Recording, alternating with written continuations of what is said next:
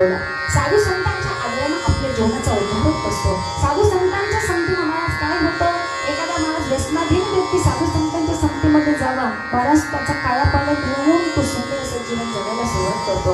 कीर्तनकाराच्या संगतीमध्ये राहून महाराज मी म्हणते वर्षभरामध्ये त्यांना कीर्तन करायला नाही शिकू दे, त्यांना कीर्तन करायला नाही शिकू दे, परंतु आयुष्यामध्ये एकदा तरी त्या वर्षभरामध्ये महाराज एकदा तरी मुखांना रामकृष्ण हरी शिवाय मिळणार नाही. महाराज ठीक आहे ना, सुंदर वादकाच्या संगतीमध्ये राहिला ना महाराज, मी म्हणते त्याच्यासारखा पक्वस्तू वाजवायला नाही शिकणार, परंतु महाराज नुसता 10 जरी कसा वाजवायची एवढं तरी त्यांना महाराज वर्षभरात कळल्याशिवाय राहणार नाही. फक्त आवड असावी, संगत कोणाची घडावी याचा विचार प्रत्येकाच्या अंतःकरणात असावा. तुम्ही चुकीच्या लोकांच्या संगतीत गेला ना महाराज, तुमचं जीवन सुद्धा नक्कीच चुकीच्या मार्गावरती जाईल. पण मला असं म्हणायचे, तुम्ही कोणाच्याही संगतीत जा, तुम्ही इतकं सुंदर राहा की महाराज त्यांच्या एकट्याच्या संगतीमुळं 4 बिघडलेली लोक सुधारली पाहिजे. ठीक आहे ना, म्हणून तुकोबरा